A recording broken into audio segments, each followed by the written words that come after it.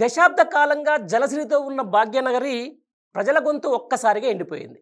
సరిగ్గా 10 ఏళ్ల కిందట రోడ్డుపై దర్శనమిచ్చిన బిందెలు, డ్రమ్ములు ఇప్పుడు మళ్ళీ దర్శనమిస్తున్నాయి. కాంగ్రెస్ పుణ్యమా అని ట్యాంకర్ల వద్ద సిగపట్లు, యుద్ధాలు మళ్ళీ మొదలయ్యాయి. ఉద్యోగాలకు డుమ్మా కొట్టి, కూలికి ఎగ్గొట్టి, నీటి కోసం రాత్రింబవలు జాగరణ చేయాల్సిన పరిస్థితులు మళ్ళీ రానే వచ్చాయి. 10 ఏళ్ల పాటు మిషన్ భగీరథ నీటిని తాగిన ప్రజలు మళ్ళీ బోరుబావులు, బోరింగ్ల చుట్టూ నీటిని తాగి దాహం తీర్చుకోవాల్సిన పరిస్థితి అయితే వచ్చేసింది.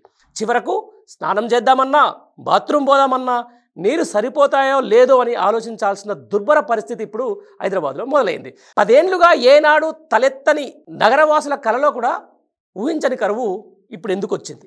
ఎవరు తెచ్చారు? దినదినం నీటి కష్టాలు రెట్టింపు అవుతా ఉన్నాయి. గ్రేటర్ ప్రజలు నీళ్ల కోసం అల్లాడిపోతూ ఉన్నారు. మహానగరంలోని కొన్ని ప్రాంతాల్లో ఎక్కడ చూసినా బిందెలు, క్యాన్లతో ప్రజలు నీటి కోసం వెళ్ళే సంఘటనలు మనకు దర్శనమిస్తూ ఉన్నాయి. ఎండ తీవ్రత పెరుగుతుండడంతో పాటు నగరంలో నీటి వినియోగం భారీగా పెరుగుతూ ఉన్నది. దీనికి తోడు మహానగర వ్యాప్తంగా వేలాది బోర్లు అడిగంటాయి. జలమండలి సరఫరా చేసే నీళ్లు సరిపోకపోవడంతో చాలామంది డబ్బులు వెచ్చించి ప్రైవేట్ ట్యాంకర్లపై ఆధారపడుతుండడంతో అధిక డబ్బులు వసూలు చేస్తున్నారు ట్యాంకర్ యజమానులు. ప్రజలు ఎంత పొదుపుగా నీటిని వాడుకున్నప్పటికీ అవసరాలు మాత్రం తీరడం లేదు. ఇటువంటి పరిస్థితులు వస్తాయని కలలో కూడా ఊహించలేదంటున్నారు భాగ్యనగర వాసులు.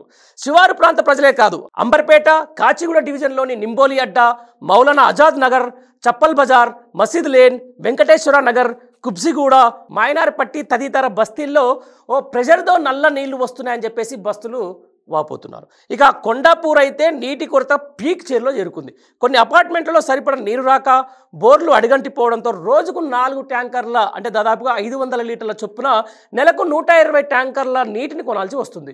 ఒక్కో ట్యాంకర్ ఖరీదు దాదాపుగా 1000 రూపాయల నుంచి 1500లకు ఛార్జ్ చేస్తున్నారు.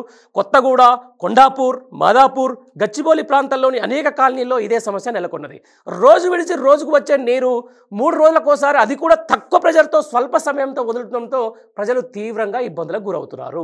అటు రాజేంద్ర నగర్, అత్తాపూర్, కుత్బుల్లాపూర్లో మంచినీటి సమస్య మరింత ఘోరంగా ఉంది. ఇక జూబ్లీస్ నియోజకవర్గంలో అయితే పలు బస్తీల్లో వేసవి కష్టాలు తీవ్ర రూపం దాలుస్తున్నాయి. రమత్ నగర్ డివిజన్, కార్మిక నగర్లో ప్రజలు తాగునీటికి తీవ్ర ఇబ్బందులు పడుతున్నారు.